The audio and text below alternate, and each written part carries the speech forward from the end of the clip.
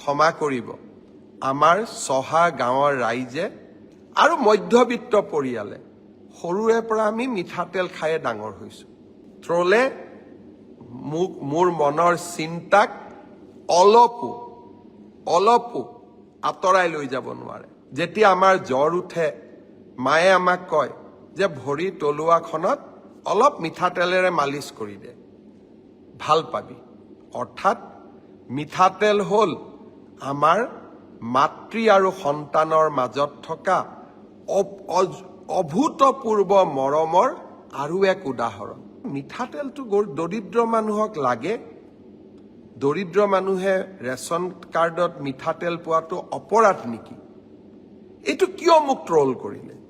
যে অহা বছৰ যদি আমি নিৰ্বাচনত জিকো, চাউল বিনামূলীয়াকৈ পায়, দালি নিমখ চেনি অৰ্ধমূল্যত বা কম দামত পাব, আৰু আমি আপোনালোকক মিঠাতেলো দিম। তাকে লৈ কংগ্ৰেছ দলে ছ'চিয়েল মিডিয়াত মোক বহুত ট্ৰলো কৰিলে। মই চিন্তা কৰিলোঁ যে মিঠাতেলটো দৰিদ্ৰ মানুহক লাগে। দৰিদ্ৰ মানুহে ৰেচন কাৰ্ডত মিঠাতেল পোৱাটো অপৰাধ নেকি? এইটো কিয় মোক ট্ৰল কৰিলে? ময়ো অলপ চিন্তিত হ'লোঁ। তেতিয়া মোৰ মনত পৰিলে যে কংগ্ৰেছ দলৰ বৰ্তমানৰ যিগৰাকী সভাপতি, যোৰহাটৰ সাংসদ, তেওঁৰ 2টা ল'ৰা ছোৱালী ইংলেণ্ডৰ চিটিজেন, ব্ৰিটিছ চিটিজেন। মই গুগল কৰিলোঁ যে ব্ৰিটিছ চিটিজেনসকলে কি তেল খায়।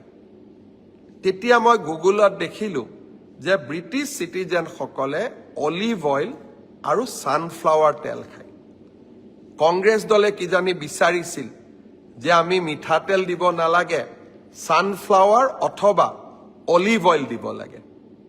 ক্ষমা কৰিব আমাৰ চহা গাঁৱৰ ৰাইজে আৰু মধ্যবিত্ত পৰিয়ালে সৰুৰে পৰা আমি মিঠাতেল খায়ে ডাঙৰ হৈছোঁ। যেতিয়া আমাৰ জ্বৰ উঠে মায়ে আমাক কয় যে ভৰি তলুৱাখনত অলপ মিঠাতেলেৰে মালিচ কৰি দে, ভাল পাবি।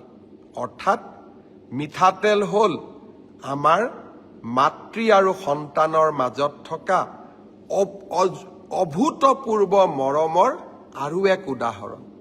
আপোনালোকেও মনত পেলাব, ঘৰত জ্বৰ হ'লে, পানী লাগিলে আপোনালোকৰ মায়ে কি কয়? মিঠাতেল গৰম কৰি ভৰিত মালিচ কৰি দিয়ে, জ্বৰটো কমি আহে। আমি মিঠাতেল খায়েই সৰুৰে পৰা ডাঙৰ হৈছোঁ।